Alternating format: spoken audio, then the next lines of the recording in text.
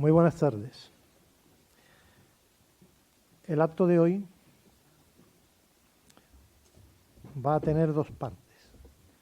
La primera de ellas la dedicaremos a hacer entrega del premio Puente de Suazo correspondiente a este año, cuyo ganador se encuentra hoy entre nosotros y que dará lectura a su trabajo premiado. En la segunda seguiremos con nuestra conmemoración del 250 aniversario de la formación del primer Ayuntamiento de San Fernando, en este caso dando un repaso a algunos de los escritores que ha habido a lo largo de la historia de la ciudad. Tiene la palabra la secretaria general, ilustrísima señora doña Adelaida Bordes.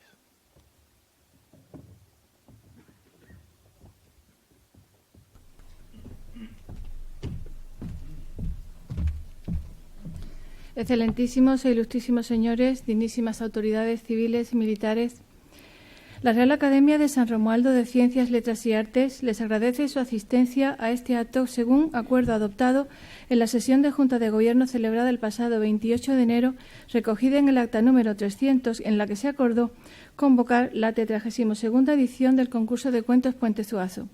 Los señores miembros del jurado, por favor, si son tan amables de subir al estrado.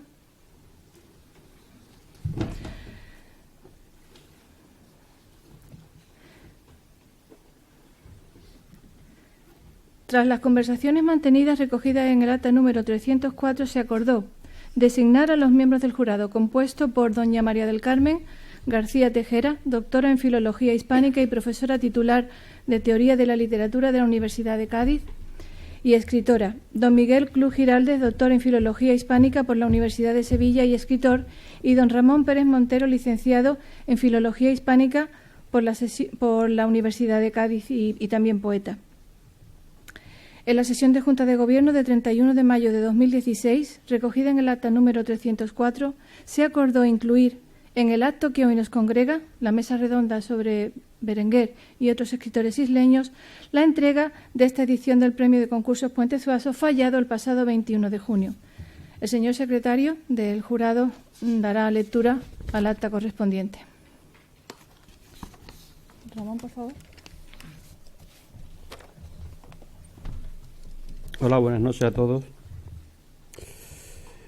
El acta dice: en la ciudad de San Fernando, en el Club Naval de Oficiales de San Fernando, siendo las 12:30 horas del día 21 de junio del año 2016, se reúnen los miembros del jurado designados para fallar el 42 concurso 42º, se dice también, de cuentos Puente Suazo, compuesto por doña María del Carmen García Tejera, don Miguel Cruz Giraldez y yo mismo. De los 168 cuentos recibidos han sido seleccionados 20 y tras sus deliberaciones se acuerdan conceder el premio de este concurso al trabajo presentado con el lema Vincent Price y titulado un golpe de tos. Está firmado el acta en San Fernando 21 de junio de 1916 por los miembros del jurado y hay una diligencia donde consta que, abierta la plica correspondiente al trabajo citado, en presencia de todos los asistentes al acto, resulta ser el autor Alberto Carreño Carrascosa, natural de Madrid, lo que como secretaria general de esta academia doy fe. Firma Adelaida. Gracias.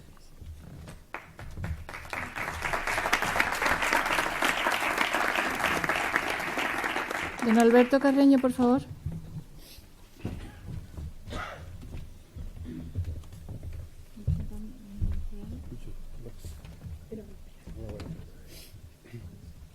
Don Alberto Carreño procederá a leer el cuento ganador.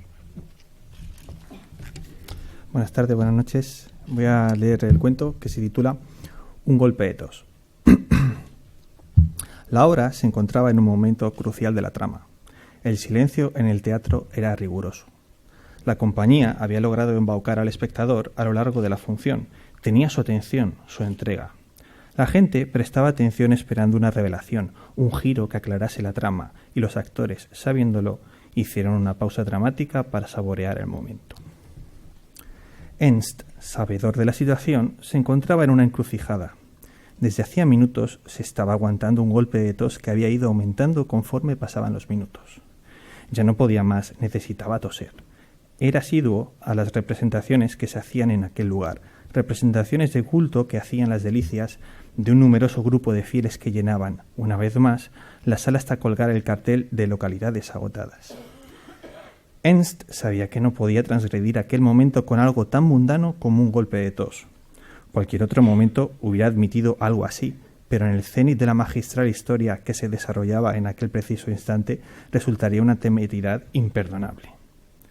La garganta le quemaba, le picaba, le oprimía. La pausa dramática se alargaba más de lo normal, o al menos a Ernst así le parecía. En el escenario estaban los dos protagonistas, y si no decían algo pronto, ya no podría aguantar. Empezó a sentir que cada inspiración de aire le producía ahogo. Había llegado al límite. El silencio continuaba. Ernst miraba alrededor y contemplaba a sus vecinos de asiento abducidos por el escenario.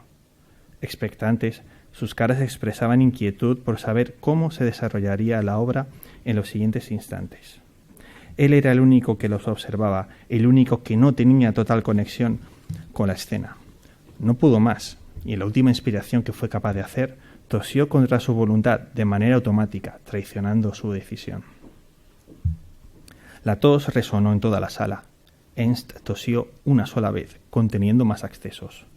A su alrededor, las personas que segundos antes estaban en un mundo ajeno a la realidad sintieron que unas tijeras cortaban la conexión entre ellos y el escenario. Como despertados de un sueño profundo, tardaron en comprender dónde se hallaban, de dónde venían y qué los había llevado allí. Instintivamente dirigieron las miradas a Ernst, que comprendiendo la situación, luchó por no toser más. La pausa dramática duraba más de lo necesario. Los actores, que hasta entonces se habían sentido parte de la realidad que representaban, también se sintieron abofeteados por el ruido emitido por Ernst y que los devolvió a la consciencia del escenario negro iluminado por dos solitarios focos. Si la indignación hiriera, Ernst habría salido muy mal parado. Los actores repararon en que la pausa dramática era ya abusiva, por lo que, haciendo uso de las técnicas interpretativas que otorga la experiencia, se rehicieron dispuestos a revelar al público lo que ansiaban escuchar. Uno de ellos abrió la boca para decir algo. La primera palabra iniciaba su camino hacia la libertad para ser escuchada por todo el mundo, pero Ernst, incapaz de aguantar lo que debía de haber acabado la primera vez, volvió a toser ahogando la inteligibilidad de la palabra. No hubo segunda palabra.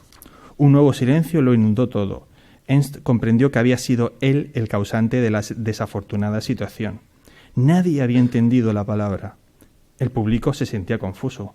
Nadie sabía si el lector se había callado por culpa del golpe de tos de Ernst o simplemente lo que tenía que decir, lo que tenía que revelarles y aclarar toda la trama, era simplemente una palabra que no habían logrado entender. 2 o quizás 3 segundos fueron los que transcurrieron antes de que un leve murmullo sustituyera el silencio. A Ernst se le hicieron muy largos, y no solamente porque tuviera más ganas de toser, sino porque adivinaba la indignación de la gente. El actor, consternado ante la reacción de la gente e indignado con Ernst pese a no saber dónde se ubicaba entre el público, se apresuró a recuperar la posición corporal para enfatizar la escena, dispuesto a repetir la palabra de nuevo. Llenó los pulmones de aire. Quería repetirla en voz más alta para contrarrestar el retraso con el que sería transmitida. El murmullo cesó ante el inminente pronunciamiento. Al decir la palabra, no 1, sino 3 golpes de tos, más fuertes que los anteriores y muy seguidos, impidieron de nuevo que nadie entendiese qué decía. Ernst, falto de oxígeno, inspiró produciendo un estertor silbante como colofón a su tercera interrupción. Se sentía mareado, le faltaba el aire, pero se contuvo de continuar con una tos que su sistema respiratorio demandaba sin posible denegación. Nadie podía apreciar su excesivo color rojo, y las lágrimas le brotaban de los ojos. Ignorando esto, la gente inició un segundo murmullo, acompañado de comprensibles frases como «esto no puede ser», «es una vergüenza» o «qué falta de respeto». Su asiento fue zarandeado desde la posición trasera. Ernst pedía clemencia con la mirada, luchando por no continuar con la tos que le apremiaba a buscar una solución. El actor, incrédulo, dio 2 pasos dramáticos a un lado del escenario para desandarlos con otros 2 hasta recuperar su posición. Todo ello para reclamar la atención de un público que se le escapaba de las manos. La maniobra surtió efecto. Con la clara intención de repetir por tercera vez la frase, repitió el ritual de siempre. Se hizo el silencio en tiempo récord. Y esta vez, sin nada que se lo impidiese, dijo lo que tenía que decir. Ernst, sintiéndose a punto de fenecer, no pudo observar el mutismo de la gente. El actor que acababa de decir la palabra que todos esperaban hizo lo que parecía una nueva pausa dramática. Nadie decía nada, nadie reaccionaba. Algo no funcionaba. Sorprendiendo a todos, el actor dio una patada a una silla que formaba parte del decorado y se fue del escenario gritando improperios ante el estupor de la gente. Antes de que desapareciese del escenario, Ernst rompió a toser de nuevo sin poder hacer nada por parar. «Es todo culpa del de la tos. Ha roto el tempo de la obra. Por eso no se ha entendido», gritó una voz del público. Un nuevo rumor que ya no cesaría inundó la sala. La gente empezó a broncar a Ernst, quien se vio librando 2 batallas, contra la tos que lo ahogaba y contra la muchedumbre enfurecida. El actor de la palabra apareció en la platea, donde estaba Ernst ubicado, y abriéndose paso entre la gente, se le dirigió indignado culpándole de la falta de reacción del público ante la que debía de haber sido la mejor actuación de su vida, pero Ernst no pudo escucharlo, pues se sentía ahogar mientras tosía y tosía.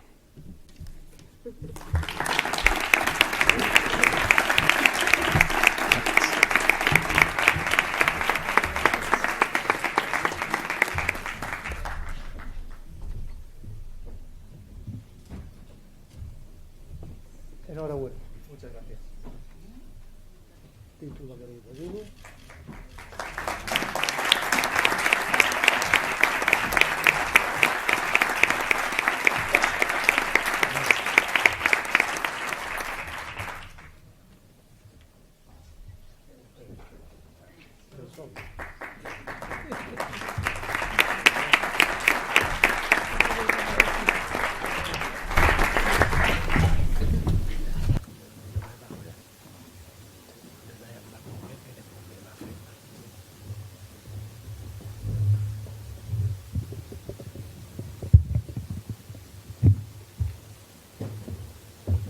Muchas gracias a los señores miembros del jurado. Reitero la enhorabuena al premiado. Y recuerdo que uno de los miembros del jurado, concretamente don Ramón Pérez Montero, mañana a las 8 de la tarde presentará aquí un nuevo libro de su autoría. Por favor, los señores componentes de la mesa pasen a ocupar sus asientos.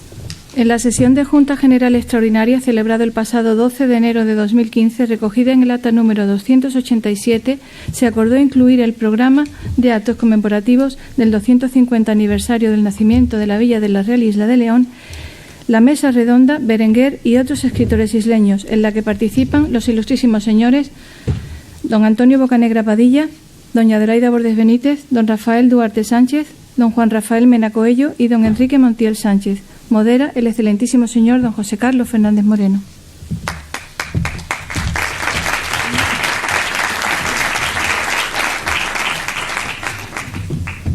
Muchas gracias, señora secretaria.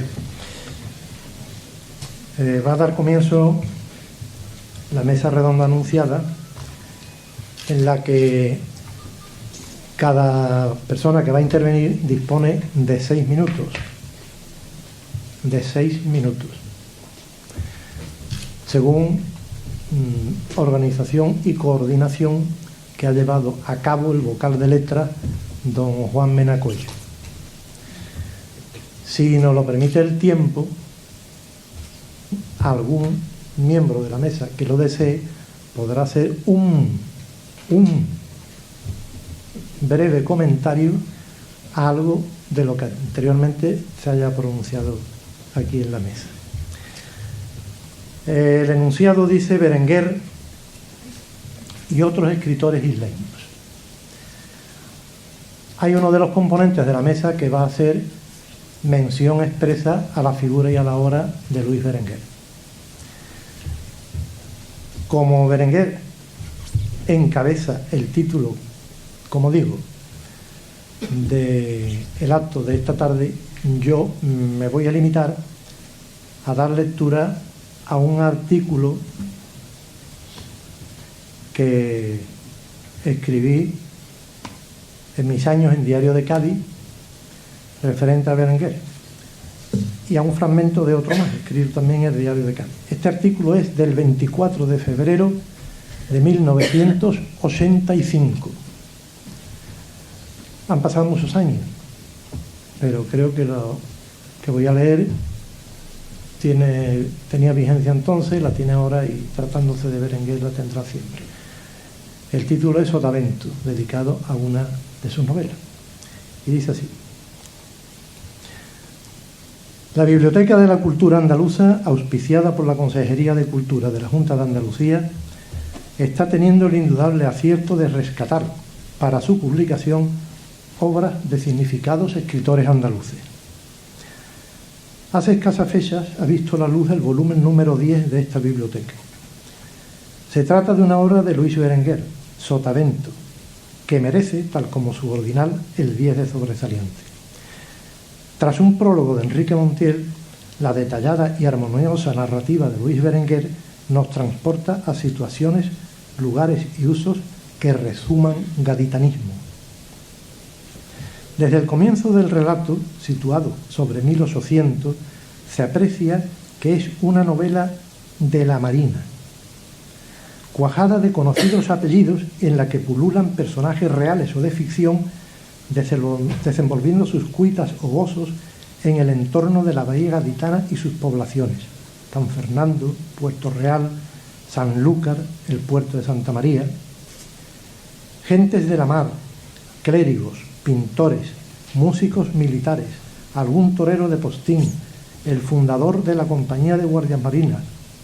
Estos y decenas de personajes más se reparten las 265 páginas del libro.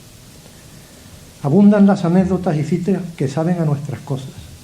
Son reflejados detalles de la colonia maltesa de Puerto Real, de operaciones financieras contabilizadas en reales, de los percances de los liberales o de las singladuras de históricas fragatas, bergantines y goletas.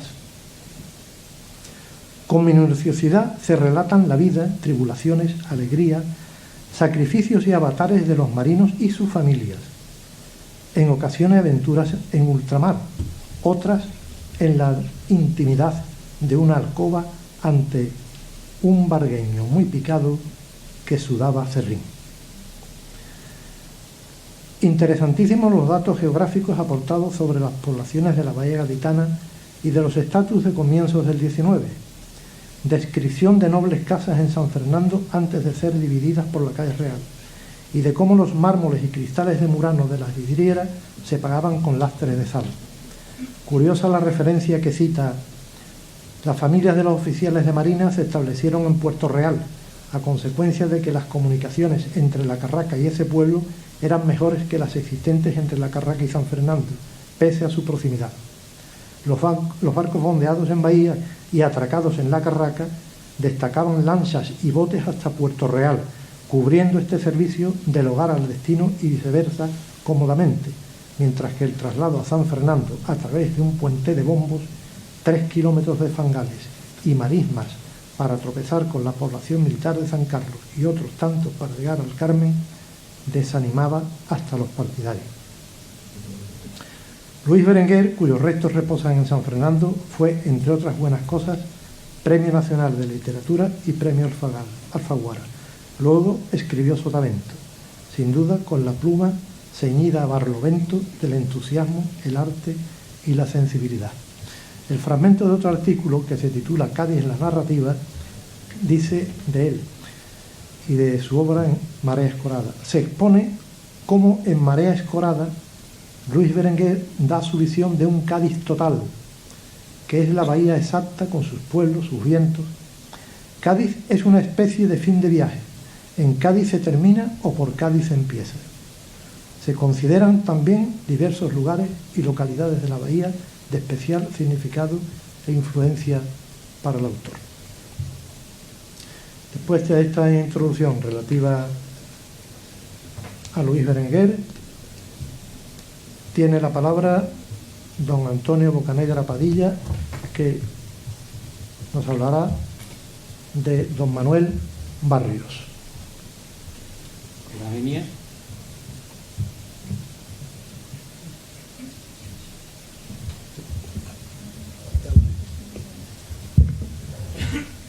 Yo quería decir unas palabras antes de empezar con el tema que me ha tocado o he elegido, de Manuel Barrios, diciendo algunas palabras sobre Luis Berenguer por una razón muy personal.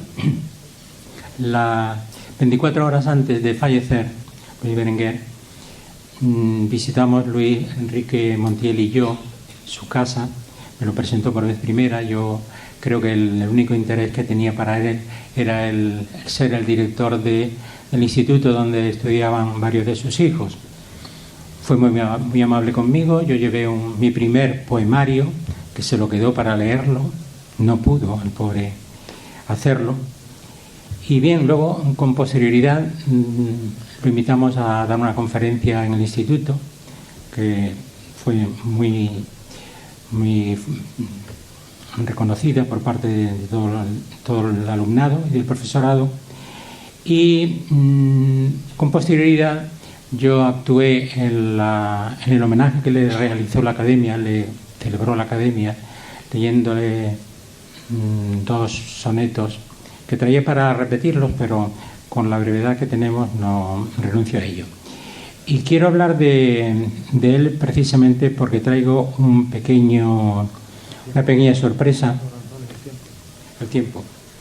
Bien, quería decirles que en aquella ocasión me entregó este pequeño librito, que es Diccionario Galante, donde aparecen 7 pequeños poemas escritos por Luis Berenguer. Iba a leerlos, pero parece ser que no puede ser. Otra vez será. Manuel Barrios. Mi deber con Manuel Barrios es doble. Por una parte, por haber escrito con motivo de la publicación de mi libro Ficciones y coplas de Amor y Mar, un artículo en su Baratillo muy elogioso, que yo se lo agradecí personalmente, pero sobre todo por la talla del escritor isleño. Manuel Barrios, como saben, falleció en febrero del 2012. Llevaba bastante tiempo enganchado a una bomba de oxígeno por sus problemas respiratorios, y cosa a la que no hacía demasiado caso porque él continuaba fumando. A la muerte le sorprendió trabajando en la escritura nada menos que de 3 libros, uno sobre las Cortes de Cádiz, otro sobre la monja Alférez y una antología de dichos populares andaluces. Los 3 últimos libros publicados por Barrios fueron Virgen Negra de Cara Blanca, El Sacristán del Diablo, Vida Mágica de Fernando Villalón y Los Secretos de Alcoba de los Borbones. Escritor y periodista, desarrolló en Sevilla una intensa labor articulista y literaria que se concreta en más de 70 libros publicados y 40 premios, miles de artículos en prensa y programas radiofónicos.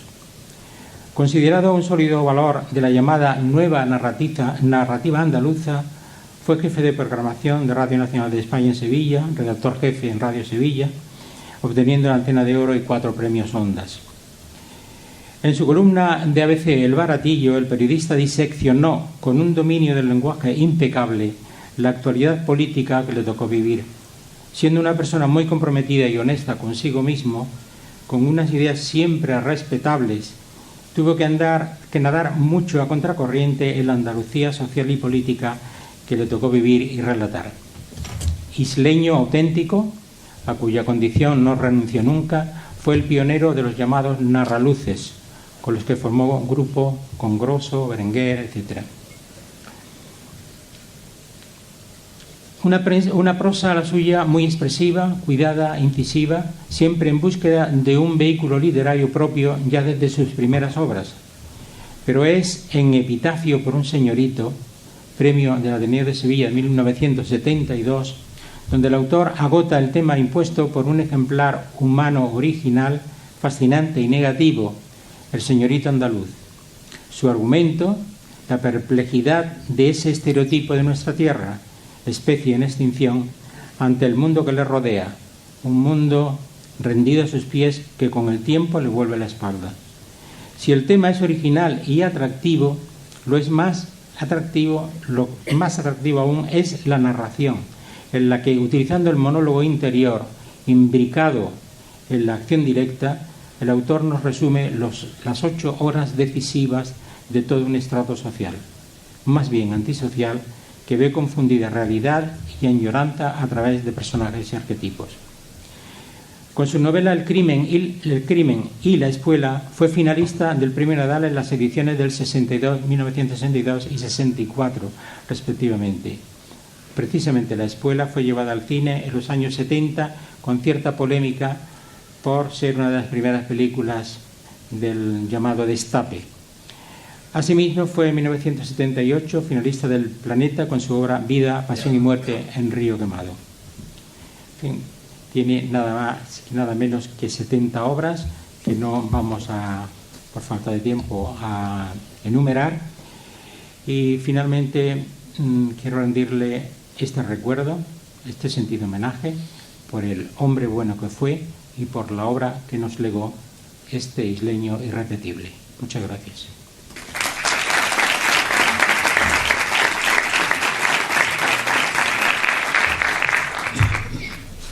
Doña Adelaida Bordé nos habla a continuación de la obra de don Germán Caos. En el transcurso de una entrevista radiofónica, la escritora aseguraba su ilusión desde la niñez por llegar a serlo.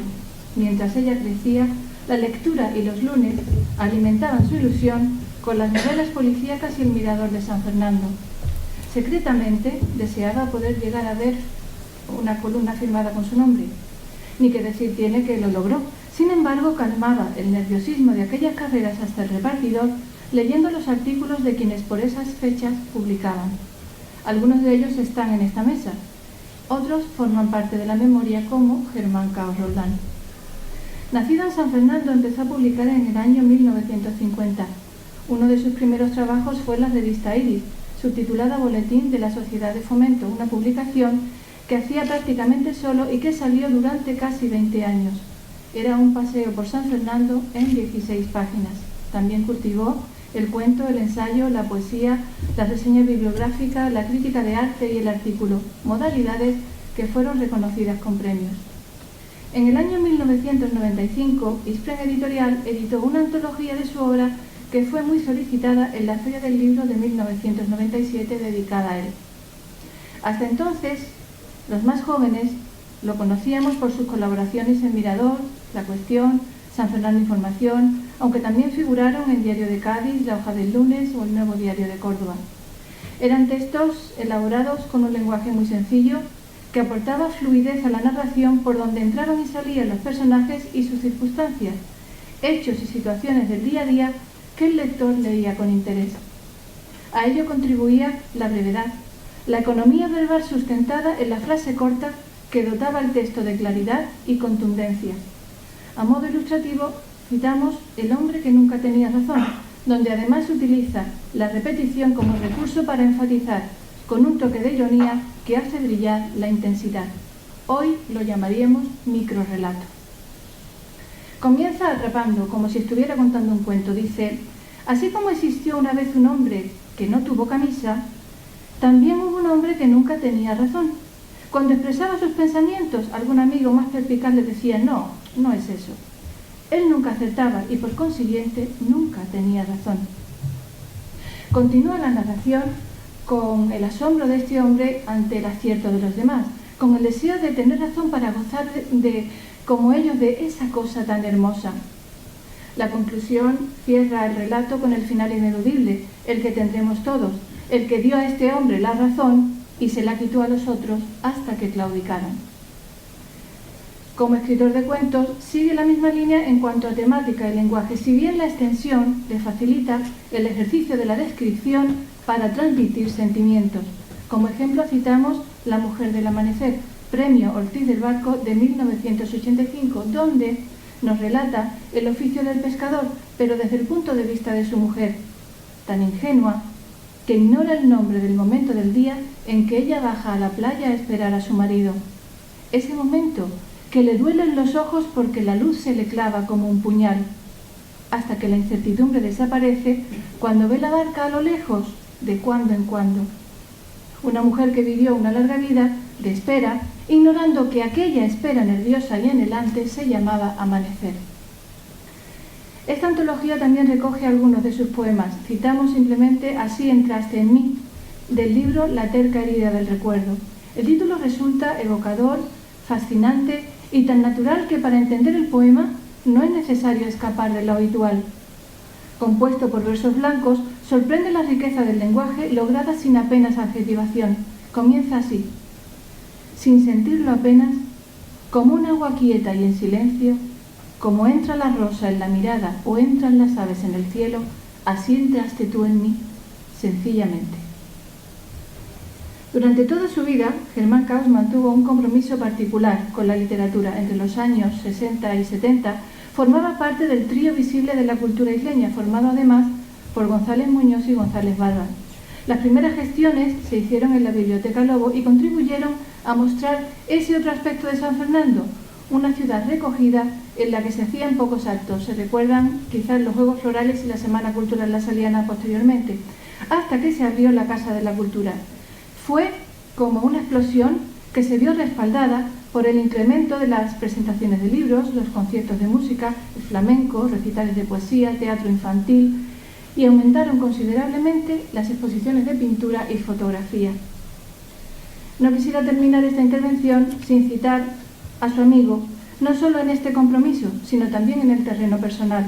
Un amigo que fue visto por sus coetáneos y cariñosamente como su mellizo, José González Barba, quien durante años nos regalaba semanalmente las columnas Los hechos no dichos en Mirador y Entre Gaveta y Chinero en Diario de Cádiz. Ellos trabajaron por y para la cultura, asesorando a los jóvenes de entonces, alimentando el afán de quienes empezábamos a abrir otras páginas más grandes y distintas a las del Pulgarcito y los libros de Enid Blyton.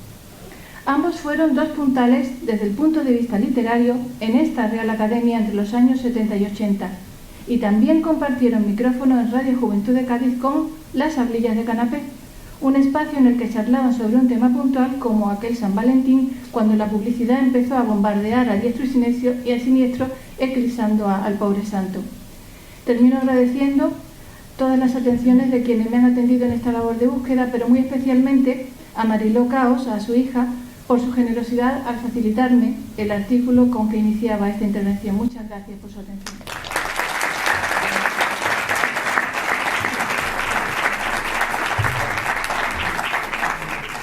Muchas gracias. Don Rafael Duarte hablará de Luis Breger. ¿Cómo se enciende? Con la venia. Buenas tardes. Yo comprendía perfectamente a Hens. Estoy a punto.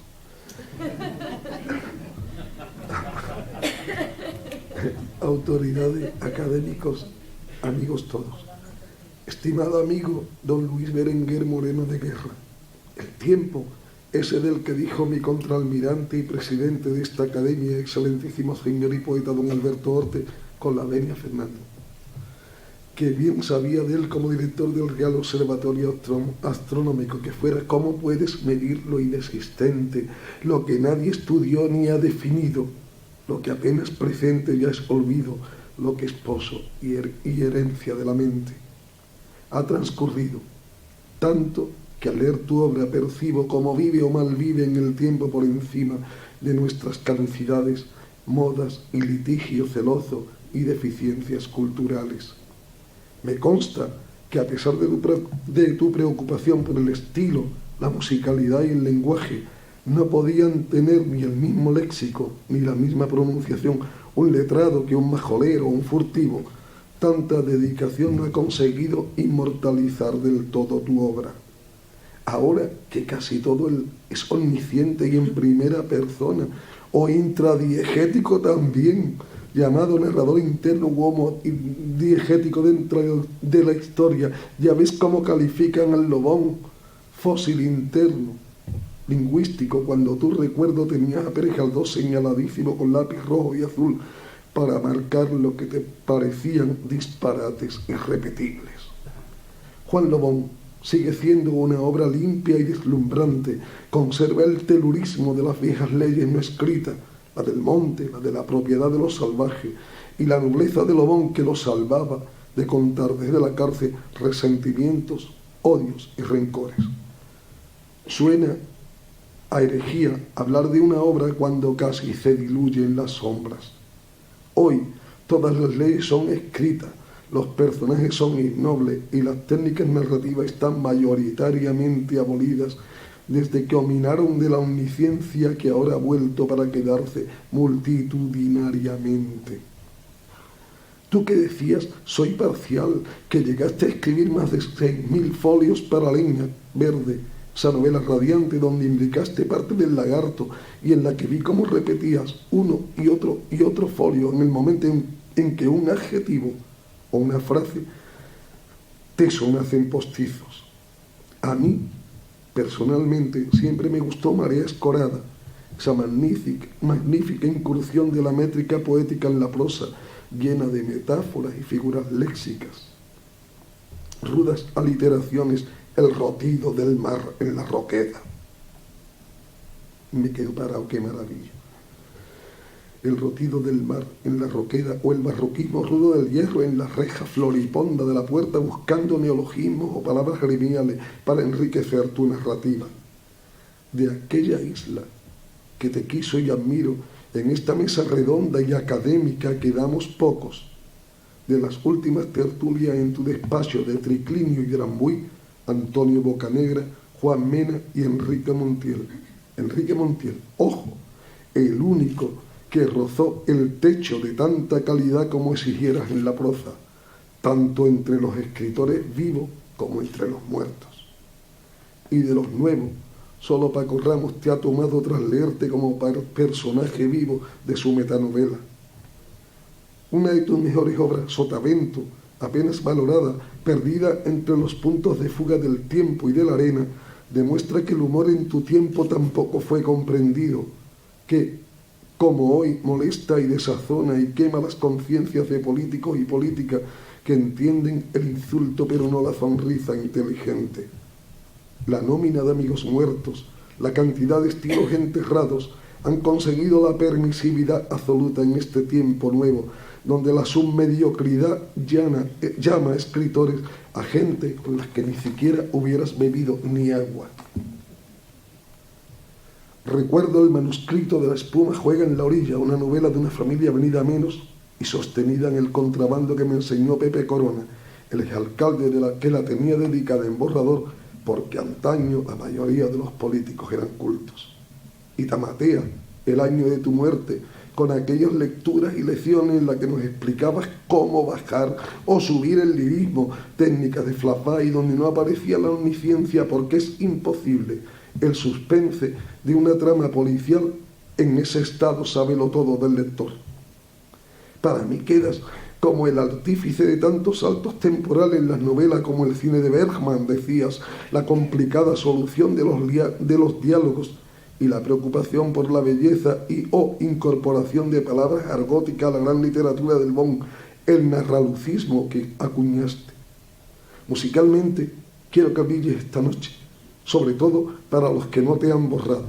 Lubricán, Sargo Burco, La boca de embutido del torero, Pantocazos, Toninas, Las rocas merengadas por la espuma, Garapello, Doblá, Farina, Bermejo, Anhelo, Don Carlos Núñez, Don Quintino Vargane, Retamas escoradas a poniente, Tintero derramado por la aldea, tan plagiado, Rebelión, Jarampa, Amura, Alejandrinos, con el miedo piadoso de una niña descalza, hasta la mar se cansa de hacer agua en la orilla, aforismo, el pozo, un dedo de aire clavado en la tierra, la vela cuchillando el horizonte en la vieja almadraba abandonada, se dilata la playa interminable, Istrán, Enjudia, Pantalán, Truel. Y con este soneto cierro. 3 de los decasílabos son de Luis. El rotido del mar en la roqueda, la vela cuchillando el horizonte, hinchando el oleaje con sus montes para que el mar escore en tu alameda. Como la leña verde cuando arde, el humo se ha encallado en la calina porque la noche es virgen Catalina y la espuma no juega con las tardes. Sotaventos, lobones, tus paisajes, andaluces de tantos personajes, cíclicos como el mar y sus mareas. El cielo como el mar no tiene dueño, porque la muerte nunca hace ese sueño y el otoño no tiene tamateas. Muchas gracias.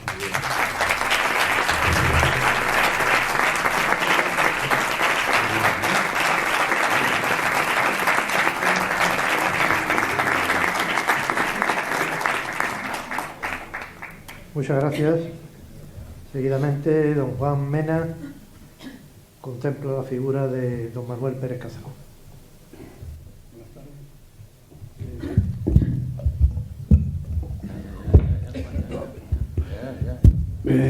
Lo que yo quiero decir sobre Manuel Pérez Casal está en torno a su personalidad más que a la lectura de la nómina de sus obras y sus premios, que por supuesto daría para un rato aquí. Entonces, la personalidad de Manuel Pérez Casal es muy compleja debido a su visión del mundo. Él fue evolucionando desde una creencia trascendente hasta un olvido de ella y centrar su obra en torno al hombre en su tiempo. Entonces, donde mejor refleja Pérez Casal su inquietud es en su obra teatral y luego en su obra ya de menor cuantía, su obra narrativa. La producción poética él la consideraba como algo aparte, como algo adjetivo a su actividad literaria. Entonces, cuando él viene a San Fernando, él se viene en el año 93, viene del puerto de Santa María a donde llegó en el año 89, después de una operación de corazón que le hicieron en Barcelona. Bien, pues entonces, una vez que él llega aquí en el año 93, hace por conocerme, nos conocemos, yo le animo a que escriba poesía porque, yo le veía valores líricos para eso y, en efecto, él comenzó a escribir poesía y decía que los premios que le daban me llamaban diciéndome que me felicitaba por el premio que me habían dado. Realmente el premio se lo habían dado a él, pero que él, no por agradecimiento, por supuesto, sino como una especie de guiño de amistad, decía que los premios me los llevaba yo, hasta que ya por fin, al cabo, pasado 4 o 5 premios, pues dejó de decírmelo. Entonces, él nunca exaltó su obra poética, sino que todos los valores los concentraba en su obra teatral. Y entonces, yo lo que sí he hecho un acopio de obras suyas. Por ejemplo, su primera obra teatral, La cena de los camareros, está enmarcada en el teatro del absurdo. Pero del teatro del absurdo va evolucionando al teatro de Bertolt Brecht y a la técnica del teatro de la distancia de Glosowski. Pues bien, a partir de ahí, a partir de su aproximación a Bertolt Brecht, él escribe la historia de la divertida ciudad de Caribdis, que es estrenada en el Festival de Sitges en 1969 y puesta en televisión española en 1976. Más adelante, la obra teatral de Manuel Pérez Casal, que llega a 29 títulos, de los cuales parece que se estrenaron 14. Pues bien, tenemos La familia de Carlos IV, que, todas las obras que voy a decir aquí están premiadas, no hace falta decir los premios. Tenemos luego la curiosa invención de la Escuela de Plañidores. Tenemos también otra obra que él consideraba muy importante Crónica y Justicia del Levantamiento de Cádiz. Naturalmente, en la obra de Pérez Casado palpamos su inquietud social. Él, ante todo, se consideraba un autor social, tanto en su obra de dramaturgia como en su obra poética. La obra poética, digamos, aceptaba unas pinceladas de poesía amorosa de vez en cuando, pero su obsesión por la denuncia, porque él se consideró siempre un autor de los años 50, 60. A él no le hacía gracia en absoluto la nueva poesía de los novísimos, ni tampoco una poesía anclada, digamos, en una evocación, digamos, que modernista. Así que, centrándonos, como dije antes, en su obra de teatro, tenemos otra obra importante para él, como es En Castilla mandamos nosotros. Bueno, esto hay que decirlo, que fue premio Buero Vallejo en el año 1985. Y luego La leyenda del mártir convencido también la escribió fuera del contexto de la isla. Ya dentro de San Fernando, Manolo escribió Las Cortes de la Isla de León, que lo estrenó el grupo Odisea Teatro. Y también escribió dos obras, como por ejemplo Motín y Preludio de la Guerra del Francés, y luego La Huelga de Gasolina, 1902.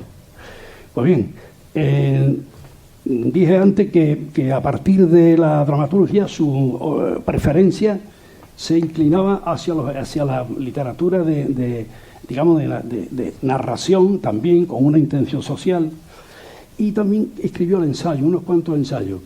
Los ensayos, él se vanagloriaba por aquello de que los había hecho con el corazón, ¿no? Tenía 3 estudios de Galdós, sobre Galdós, al que consideraba como el narrador por antonomasia. Luego, también el Jerez en la obra de William Shakespeare. Es obvio decir que Manuel Pérez Casado se ganó la vida como traductor de inglés en Los Astilleros, luego en Barcelona, luego cuando llegó aquí a San Fernando, dio clases de español para ingleses en Cádiz, y al revés también, inglés para españoles. De tal manera que la obra de Manolo, y con esto quiero terminar, está siempre relacionada con su inquietud por el despertar de la conciencia de un andalucismo a nivel nacional. Él tuvo simpatía con el Partido Andalucista, pero meramente literaria, y decía que había que despertar a Andalucía de sus tradiciones, sin que las dejara, tenía que ponerse, a nivel europeo. Y eso no era fácil de hacer, sino era por una literatura comprometida, como fue la suya. Gracias.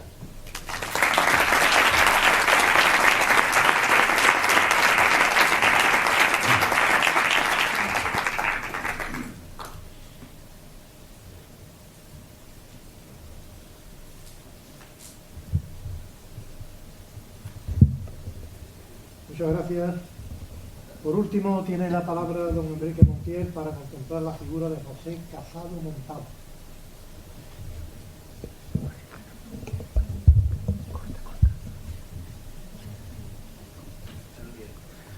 Con la venia. Bien, en la historia de la literatura en nuestra ciudad, entendida como la biografía de sus escritores, no se ha dado un caso tan singular como el de José Casado Montado. Estoy seguro de que no se imaginó nunca objeto de unas palabras de homenaje en el seno de la Real Academia de San Romualdo. Se sintió siempre un malnacido, pero cuando se planteó que los escritores y académicos vivos habláramos de otro escritor fallecido, enseguida pensé en hacerlo de José Casado Montado, una vez sabido que Rafael Duarte había querido hacerlo de mi maestro Luis Berenguer, del que vengo hablando, por cierto, desde mucho antes del año 1979. Y aprovecho, hago un pequeño paréntesis para felicitar a Rafael de todo corazón por el bellísimo texto que ha leído de mi maestro Luis Berenguer. Ha sido un texto extraordinario, en mi opinión. Bien, para empezar por lo llamativo y como tarjeta de presentación, es necesario decir que el propio José Casado se definía a sí mismo como un hombre pobre, comunista y homosexual. Llevó dentro siempre esa triple condición extraordinariamente peligrosa en muchas épocas de su vida, y yo creo que si finalmente se decidió a escribir, ya vuelto a San Fernando tras un periplo por el mundo casi imposible de resumir en el tiempo del que dispongo, fue movido por una rabia inmarchitable, un enojo superior casi imposible de controlar. Lo escribió en un grueso volumen titulado Memorias de un malnacido. Fue un libro autopublicado, escrito durante años y completado tras su vuelta a la ciudad natal. Entre 1989, fecha de edición de su primer libro, y 1995, en que apareció un libro póstumo suyo llamado El Mangrullo, discurrió su producción, siempre autoeditada, de tal modo que José Casado hizo la primera inversión y con lo que ganaba de un libro se editaba el siguiente. Me resulta sorprendente el parecido con el que inicia y cierra su ciclo narrativo. Son libros, en cierto modo, de San Fernando, inclasificables y desde luego insólitos en el panorama de la escritura, de la literatura, entendida lo más ampliamente posible local. Porque la autobiografía, que era el motor narrativo, pasa a ser un discurso urgente de todos los desastres de su vida vivida y su vida en el centro de la historia de su tiempo. Estoy seguro de que muchos, o por lo menos algunos de ustedes, recuerdan el boca a boca que se produjo con su primera obra, Memorias de un malnacido. Pepe Casado entra descarnadamente en la urdimbre misma de esta ciudad y la expone en el espejo de sus muchos sufrimientos, desengaños, frustraciones y dolores de su vida. El testimonio escrito, apasionadamente escrito, es entre conmovedor y demoledor. No pasó inadvertido, ciertamente. Yo nací en las Callejuelas, en la calle de en medio, en una casita alta, primer piso, con su balconcito a la calle. En mis recuerdos de tierna infancia me veo subiendo a cuatro patas las escaleras y otras veces llevado de la mano de una de mis hermanas mayores. Pepe Casado tuvo siempre una memoria impresionante y apasionada. Sin esa cualidad no habría podido acometer la obra que se propuso hacer cuando volvió, muy enfermo por cierto, a su pueblo. Los libros siguientes, de menor tamaño pero no menor intensidad e interés, fueron titulados por su autor como Cartas de un malnacido y Relatos de un malnacido. El autor fue anotando durante su vida, pero sobre todo en los primeros años, cuantos hechos quedaron impunes. Creo que creo que es la palabra impune que actuaba de percutor en la literatura, en la narrativa de Pepe Casado, la impunidad. Contra la impunidad fue redactando su libro más famoso, que muchos vienen a buscar porque resulta inencontrable. Me refiero a sus crónicas silenciadas que llamó Trigo Tronzado. En este libro, un libro de denuncia política de la represión en San Fernando entre 1936 y 1942, creo recordar, Casado Montado pone en negro sobre blanco los nombres y algunas circunstancias de los fusilamientos acaecidos en la ciudad en el escenario de la guerra civil y de la inmediata posguerra. Se había hecho con la relación de esos fusilamientos y creyó haber terminado felizmente con las pruebas todo el sufrimiento causado en decenas de familias isleñas, quintaesencia de las cuales fue la del alcalde, don Cayetano Roldán, y de sus 3 hijos, el más pequeño de los cuales solo tenía 16 años cuando fue fusilado. Había publicado en 1993 Látigo atrás, en la línea memorialística que le caracterizaba. Quien no ha sentido un latigazo en la espalda no sabe lo que es un látigo, dijo para resumir este libro de vivencias, con una dedicatoria de autor muy de la casa, a los que me odian y a los que me admiran y tienen miedo a manifestarlo, muy agradecido. Quienes estén interesados hoy y en el futuro en conocer la cara amarga de esta ciudad y la vida de las gentes machacadas por la historia del siglo XX, tienen estos libros escritos con una tinta muy especial, una tinta hecha de dolor, de rabia, de rebeldía, de impotencia, de desesperación.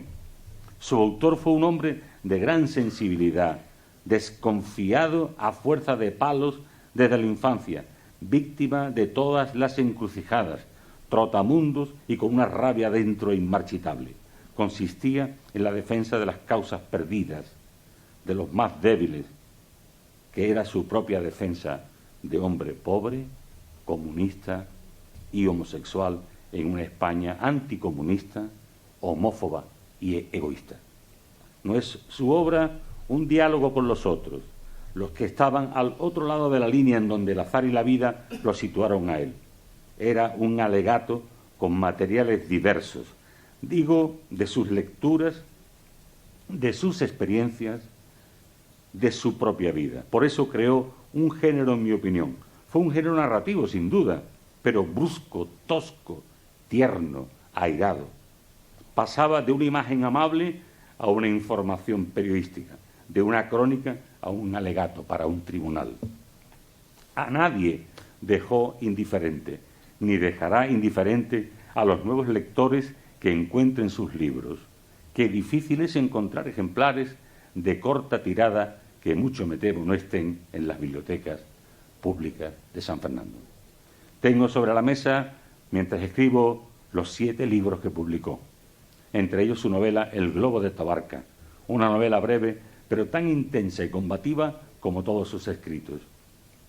Tocó todos los pianos, actuó en todos los escenarios en donde pudo.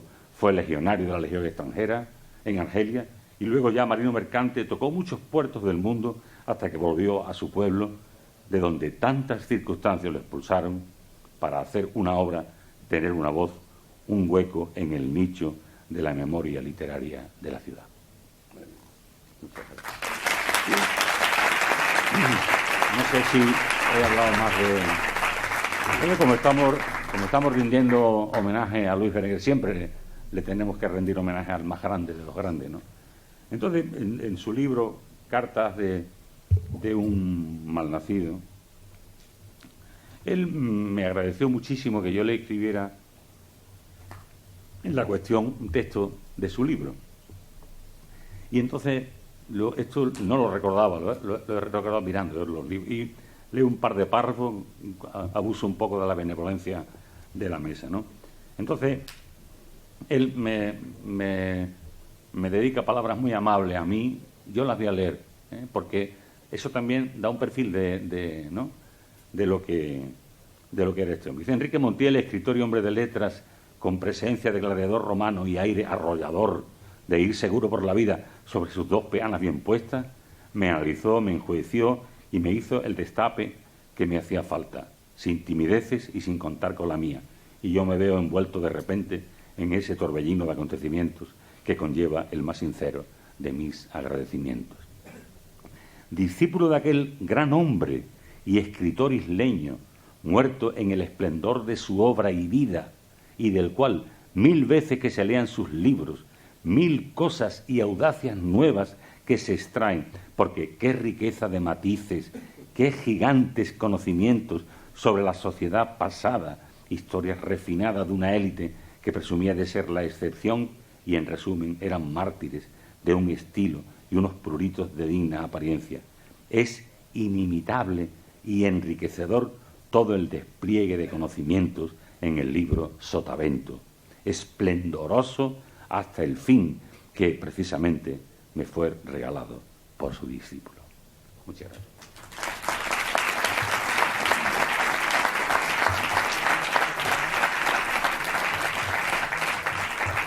Muchas gracias a todos los intervinientes por su trabajo y sobre todo por respetar escrupulosamente el tiempo que se les ha asignado. Eso es digno de agradecer, y más en estos tiempos. Como dije al principio, el tiempo nos permite ahora brevemente no hacer otra exposición, no dar un discurso, no, sino hacer un breve comentario Si algún miembro de la mesa lo desea hacer con respecto a lo que aquí se ha dicho.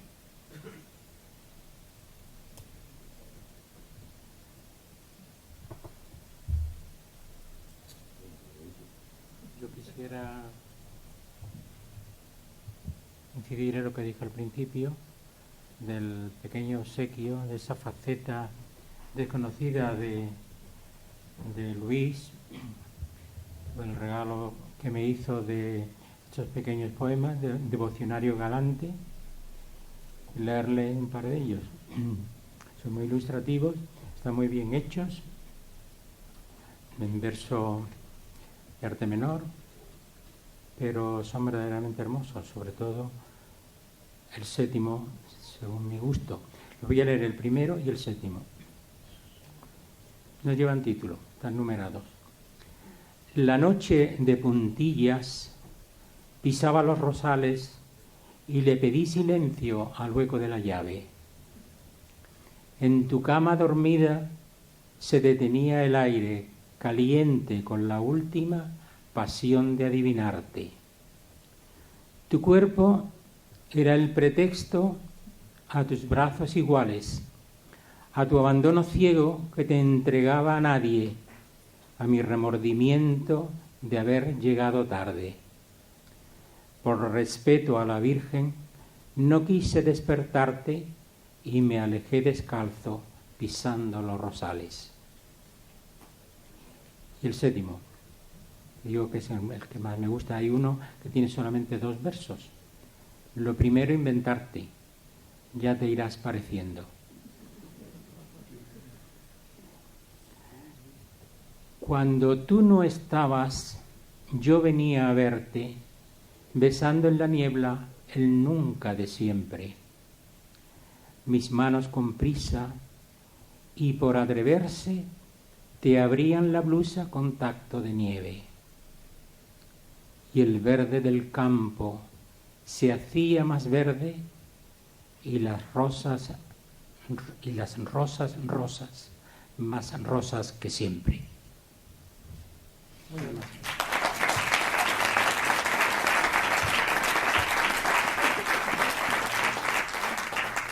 Si me permite, presidente, quería decir unas palabras porque está en esta mesa una persona que ha sido muchísimo para la literatura de esta ciudad, que es el poeta Juan Mena, ¿no? El gran poeta Juan Mena.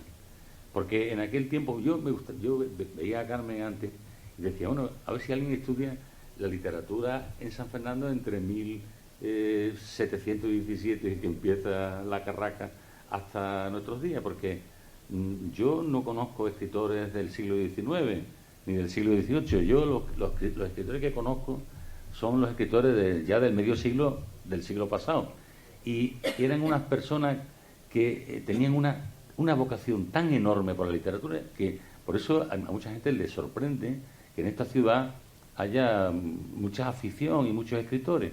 Son personas como González Barba, que era una persona extraordinaria, no habría que dedicarle un monográfico, ¿no? Como el Germán Cao, que era el escritor más vocacional que yo he visto en mi vida, y conozco de todas las divisiones, o sea, la Champions League hasta la tercera, el que más vocación. Y había otra persona en San Fernando, una vocación, seguro que el presidente lo recuerda muy bien, se llamaba Juan José García Sánchez, que vivía en la calle Ancha, era un poeta bastante malo, ¿no? A lo mejor escribió un verso bueno o dos, pero escribió miles de composiciones, ¿no?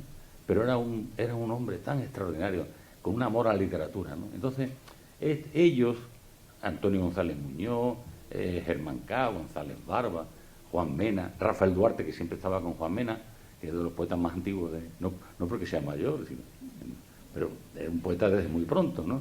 Entonces, esta es la familia, digamos, a la que los que fuimos llegando, pues nos acogieron, nos prestaron sus libros y nos abrieron sus brazos, ¿no? Entonces yo en la persona de Juan Mena, para la que pido un fuerte aplauso, reconozco a todos esos autores.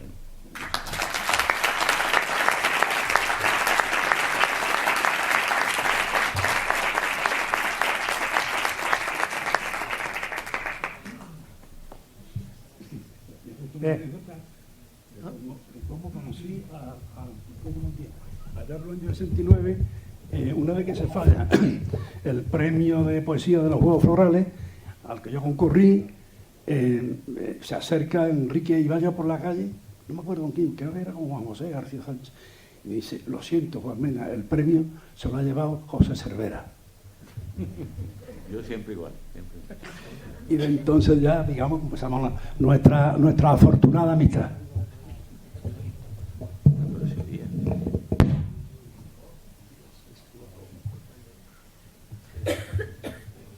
El próximo acto de la Academia será el martes que viene, martes 29. En este caso vamos a contemplar otro aspecto también de San Fernando a través de estos 250 años de historia, que es la heráldica. La heráldica en San Fernando es el título precisamente que lleva la conferencia, que estará a cargo de don Antonio Guillén Rodríguez Carrasco, que es el jefe de protocolo del Ayuntamiento de San Fernando. Él nos hablará de este tema, que vendrá a completar un poquito más todo lo que estamos contemplando a su vez este año relativo a la historia de nuestra ciudad.